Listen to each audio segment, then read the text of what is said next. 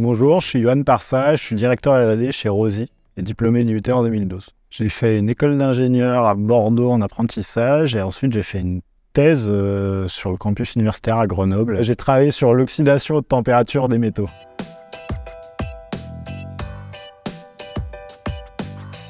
Alors Rosie Solar existe depuis 5 ans et on est situé sur le campus universitaire à Saint-Martin-d'Hères et on est spécialisé dans le recyclage du silicium issu de l'industrie photovoltaïque.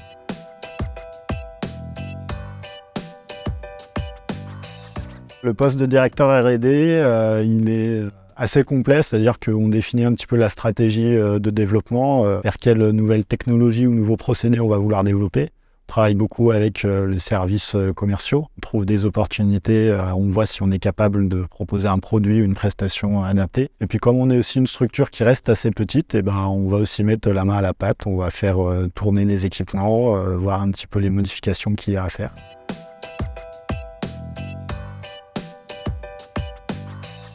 Alors aujourd'hui, on a encore pas mal de liens via des stages. On prend régulièrement des stagiaires issus de différentes filières, donc essentiellement chimie, puis aussi génie mécanique productique. On a eu des apprentis aussi côté IUT. Et puis on revient régulièrement dans la filière chimie faire les rencontres des anciens élèves pour présenter un petit peu nos parcours aux étudiants.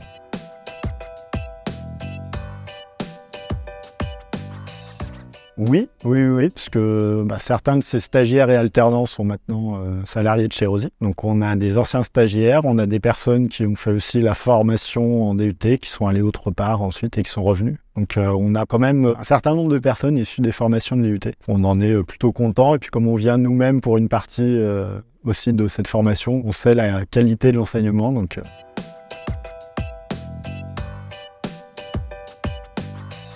on est une entreprise qui est quand même très scientifique et très basée sur la chimie et les matériaux. Donc on a beaucoup de métiers liés à ces milieux-là, que ce soit au niveau technicien, ingénieur ou même docteur. On a une doctorante aussi. Et puis on a aussi un gros besoin de connaissances en mécanique, en dimensionnement d'installation mécanique en 3D. Parce qu'on modifie beaucoup des équipements. Il nous faut un certain niveau de connaissances techniques, forcément. Mais ce qui différencie les candidats et qui est, je pense, hérité de notre statut un petit peu de start-up, c'est aussi beaucoup de dynamisme et de prise d'initiative. On est dans un milieu et dans une entreprise où les choses peuvent avancer vite et changer vite. Donc c'est une vraie opportunité pour nous. Donc il faut être capable de réagir rapidement, d'être force de proposition, d'être curieux. Il n'y a pas que les compétences techniques. Ce qui fait aussi la différence, c'est la personne, comment elle est et comment elle sait travailler en équipe aussi.